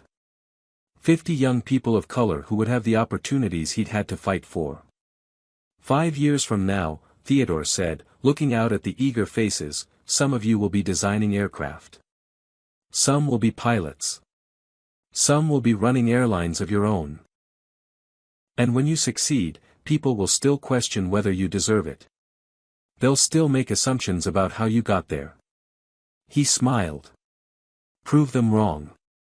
Every single time. Applause filled the room. Among the students was Adrian Foster, now 9 years old, attending on a special invitation with his parents. After the speech, Theodore's assistant Alice approached. "Sir, your 2 o'clock is here." "Already?" "She's early. Been waiting in the lobby for 20 minutes. Theodore nodded. "Give me 5 minutes, then bring her up." He tidied his office, uncertain why he felt nervous. A year ago, he would have said nothing Adelaide Morgan did could surprise him anymore. He was about to learn otherwise. The door opened. Adelaide walked in, and Theodore barely recognized her. Gone was the entitled socialite. The woman before him wore simple jeans and a volunteer t-shirt from the West Side Community Center. No jewelry. No designer labels. Her face looked older, tired, but somehow more real than it had ever looked in first class. "Mr. Washington." Adelaide's voice was quiet. "Thank you for agreeing to see me. I almost didn't." Theodore gestured to a chair. "Sit." She sat, hands folded in her lap. "I'm sure you're wondering why I'm here." "I am." Adelaide took a deep breath. "I'm not here to ask for anything. I know you owe me nothing. I just wanted you to know. I've changed. Really changed. And I wanted to thank you." Theodore raised an eyebrow. "Thank me? For pressing charges. For not letting me get away with it." Adelaide's eyes were clear. Direct. "In jail, I had a cellmate named Andrea. A black woman serving time for a crime she didn't commit. She had every reason to hate me. But instead, she talked to me. Shared her story. Made me listen to what it's like to be black in America." Theodore said nothing. Just listened. "After I got out, I started the community service. At the West Side Center. I expected to hate it. To resent every minute." Adelaide's voice softened. "But something happened. I met people. Real people, not the caricatures I'd built in my head. I heard their stories. Their struggles. Their dreams." She pulled out her phone, showed Theodore photos. Adelaide serving meals at a soup kitchen. Reading to children at an after-school program. Painting a community center with a group of teenagers. "I've been doing this for 8 months now. Not because the court ordered it. I finished those hours 4 months ago. I'm doing it because I want to. Because I need to." Theodore studied the photos. "Words are easy. Pictures are easy. How do I know this is real?" "You don't." Adelaide met his eyes. "All I can do is show you through my actions. I can't undo the harm I caused. I can't erase 30 years of racism. But I can try to do better. To be better." She pulled out a folder. "These are letters. From people I hurt. Andrew Martinez, the gardener. I tracked him down. Apologized. Helped him restart his business. Gave him references. Real ones." Theodore took the folder. Opened it. Scanned the letters. "Adelaide contacted me 6 months ago. At first, I didn't want to talk to her. But she was persistent. She apologized. Not a fake apology. A real one. She helped me get new clients. Testified on my behalf when I applied for a business loan. I don't know if I forgive her. But I see her trying. That matters. Andrew Martinez ***. Another letter, from Andrea Martinez, the housekeeper. She paid me everything she owed, plus interest. Wrote letters to the labor board on my behalf. Got me a job at one of her friend's companies, with a contract that protects my rights. I still don't like her. But I respect that she's doing the work. Andrea Martinez ***. Theodore read through all 15 letters. Each one telling a similar story. Adelaide reaching out. Making amends. Doing real, tangible work to repair harm. I'm working with the Willow Creek Country Club, Adelaide continued. We've changed the membership policies. In the last 6 months, we've accepted 12 new members of color. I personally advocated for each one. Why? Theodore asked. Why do all this? Adelaide was quiet for a moment. Because I woke up. For the first time in my life, I saw myself clearly. And I hated what I saw. I hated the person I'd been. The harm I'd caused. The privilege I'd weaponized. Tears slipped down her cheeks. My daughter still won't speak to me. My ex-husband remarried. Most of my old friends won't return my calls. I lost everything. And I deserved to lose it. She wiped her eyes. But in losing it, I found something else. A purpose. A chance to actually matter in a positive way. To use whatever privilege I have left to help instead of hurt. Theodore set the folder down. I don't forgive you. I know. I probably never will. I understand. But. Theodore paused, choosing his words carefully. I acknowledge what you're doing. Real change isn't easy. It's uncomfortable and painful, and most people never do it. The fact that you're trying, that matters. Adelaide nodded, more tears falling. Keep doing the work, Theodore said. Not for me. Not for forgiveness. But because it's right. Because people deserve better than who you were. I will. Adelaide stood. Thank you for seeing me. I know you didn't have to. As she turned to leave, Theodore spoke again. Adelaide. She turned back. Your daughter. Amber. Adelaide flinched at the name. She works in Atlanta. I've met her. She's a social worker. Does incredible work with at-risk youth. Theodore pulled out a business card. She's speaking at a conference I'm sponsoring next month. On systemic racism in child services. You should come. Sit in the back. Listen. Adelaide took the card with shaking hands. She won't want to see me. Probably not. But she might want to see that you're listening. Learning. That the woman who raised her is becoming someone worth knowing. Fresh tears. Thank you. Don't thank me. Just keep doing the work. After Adelaide left, Alice entered. Sir, your next appointment. Give me a few minutes. Theodore stood at his office window, looking out over campus.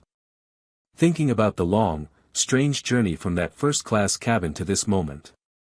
His phone buzzed.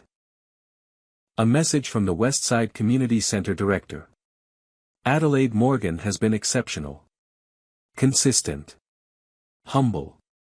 Whatever you said to her a year ago, it worked. She's genuinely changed, ***. Theodore smiled slightly. He hadn't changed Adelaide.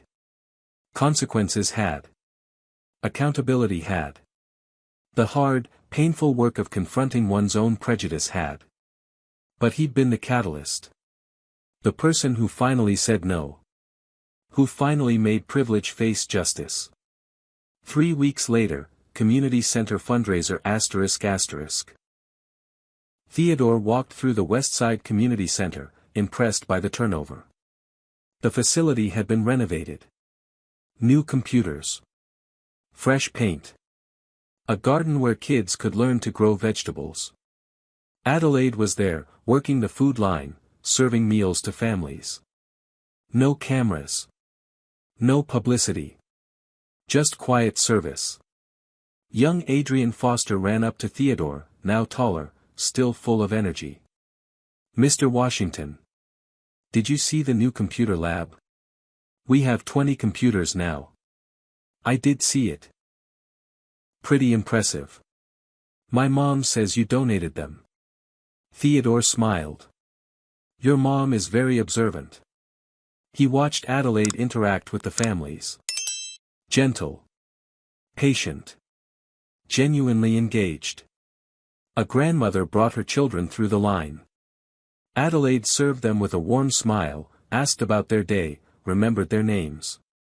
The woman who had thrown champagne in his face seemed like a different person entirely. Later, as the event wound down, Adelaide approached Theodore carefully. "I didn't know you'd be here," she said. "I sponsor this center. I'm here every month. I know. I've seen you. I always leave before you notice." Theodore studied her. "Why?" "Because I didn't want you to think I was doing this for show. That I was trying to impress you or earn your approval." "Are you?" "No." Adelaide's answer was immediate. Firm. "I'm doing this because it's right. Because these people deserve better than what this world gives them. Because I spent 30 years being part of the problem, and I want to spend whatever time I have left being part of the solution." Theodore nodded slowly. "My mother wants to meet you."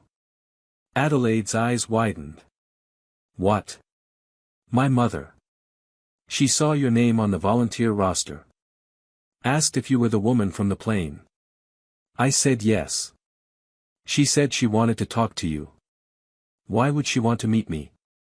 After what I did to you?" "Because," Theodore chose his words carefully.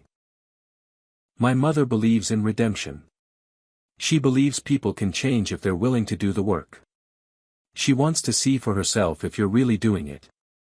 Adelaide looked terrified. "I don't know if I can face her." "Then you're not ready." Theodore started to walk away. "Wait." Adelaide's voice stopped him. "I'll do it. Whatever she wants to say to me, I'll listen. I owe you both that much." 2 days later ***. Theodore's mother, Dorothy Washington, sat in her living room, hands folded, watching Adelaide perch nervously on the edge of the sofa. "My son thinks you've changed," Dorothy said without preamble. "Are you going to prove him right or prove him wrong?" Adelaide swallowed hard. "I hope to prove him right, Mrs. Washington. Hope isn't enough. Hope is passive. Change is active. You're right. I am changing. Actively. Every day." Dorothy studied her with eyes that had seen 70 years of American racism. "You hurt my son. You humiliated him. Called him names I won't repeat. I know. I'm so. Let me finish." Dorothy's voice was gentle but firm. "You did to him what people have been doing to black folks for centuries. Assumed. Judged. Attacked. Based on nothing but skin color." Adelaide nodded, tears already falling. "But you know what I see when I look at you now?" Dorothy leaned forward. "I see someone trying. Genuinely trying. Not performing. Not pretending. Actually doing the work." Adelaide looked up, surprised. "That doesn't mean I forgive you. Forgiveness isn't something you earn. It's something you receive as grace, if it comes at all." Dorothy's eyes were kind but uncompromising. "But I respect the effort. I respect someone who looks at their own ugliness and decides to be better." "I don't know how to be better," Adelaide admitted. "I'm learning.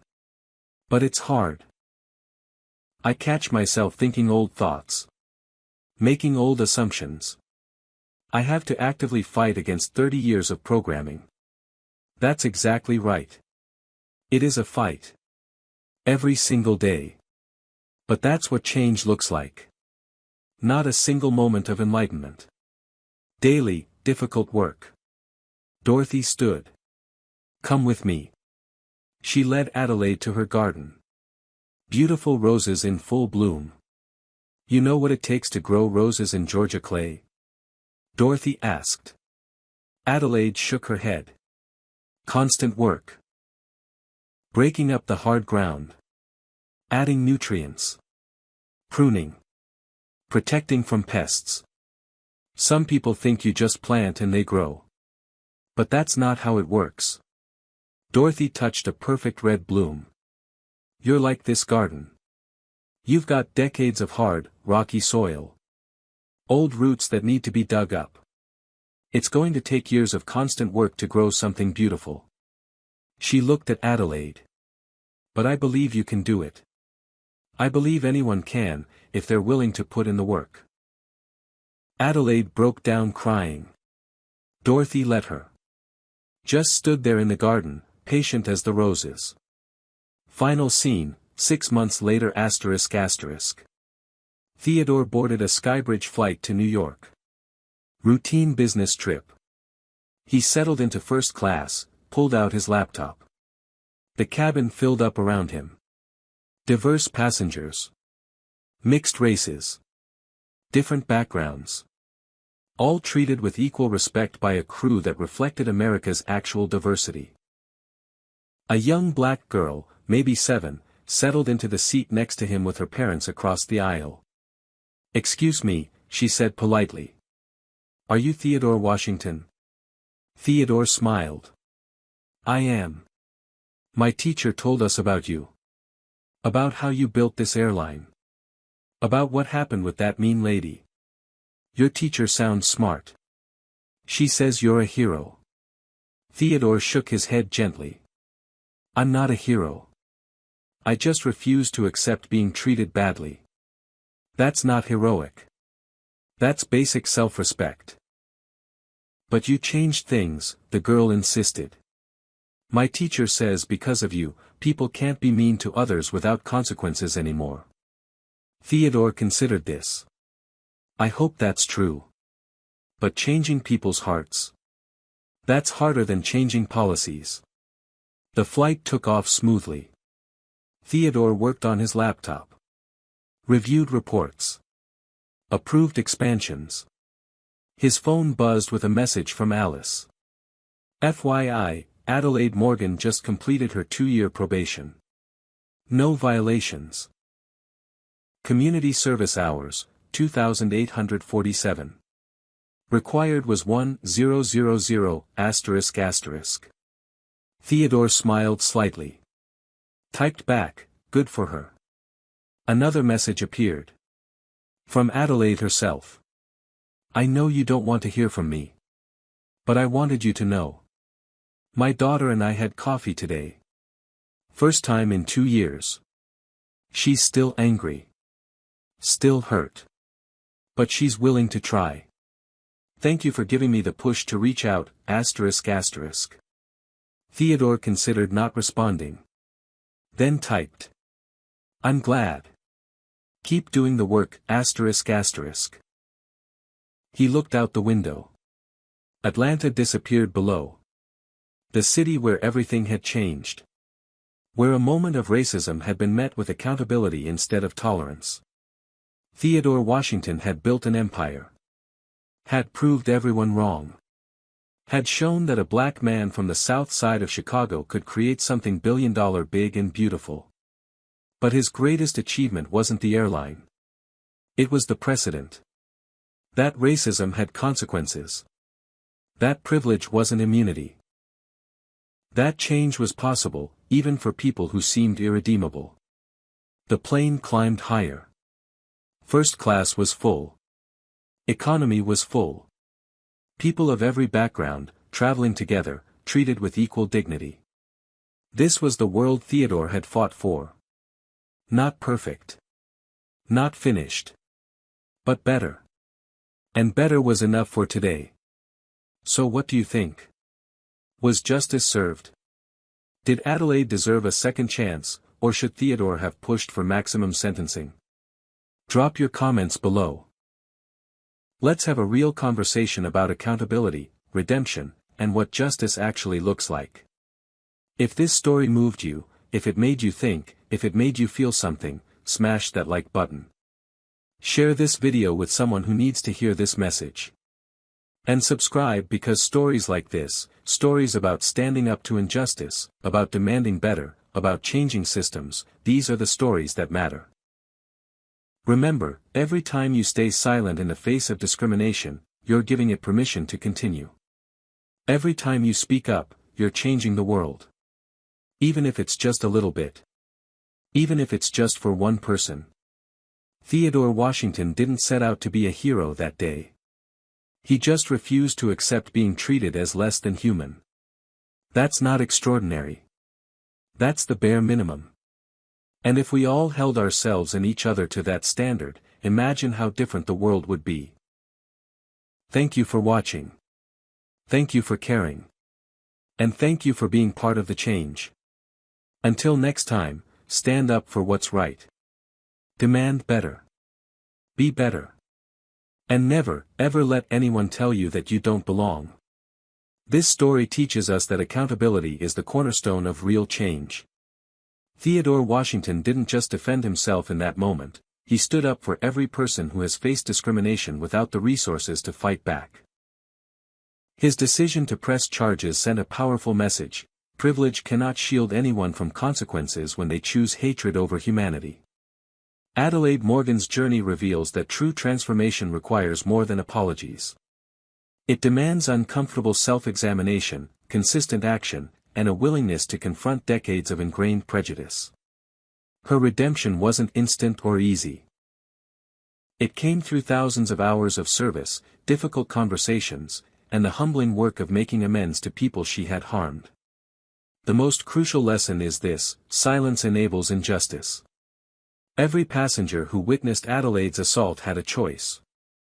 They chose to document, to speak up, to serve as witnesses. Their courage mattered. Similarly, systems must evolve. Theodore's implementation of anti-racism policies, scholarship funds, and industry-wide standards shows that individual incidents can catalyze institutional change. We also learn that forgiveness and accountability are not mutually exclusive. Theodore never forgave Adelaide, yet he acknowledged her growth. Justice doesn't require reconciliation. It requires consequences, learning, and a commitment to preventing future harm. Real change happens when people stop performing remorse and start doing the deep, uncomfortable work of becoming better. What's your take on this incredible story?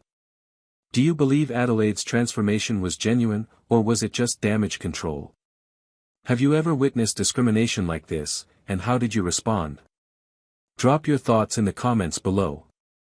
I really want to hear your perspective on accountability versus redemption. If this story resonated with you, if it made you think about privilege, justice, or the power of standing up for what's right, show some love by hitting that like button. It helps this message reach more people who need to hear it. Don't forget to subscribe and turn on notifications because we're bringing you more stories about real people facing injustice and fighting back. Stories that matter. Stories that inspire change. Share this video with your friends, your family, anyone who believes that actions should have consequences and that we all deserve to be treated with dignity and respect. Thank you for watching, for caring, and for being part of a community that refuses to stay silent in the face of hatred. Remember, you have more power than you think. Use your voice. Stand up. Make a difference. Until next time, keep fighting the good fight. Stay strong, stay kind, and never let anyone tell you that you don't belong.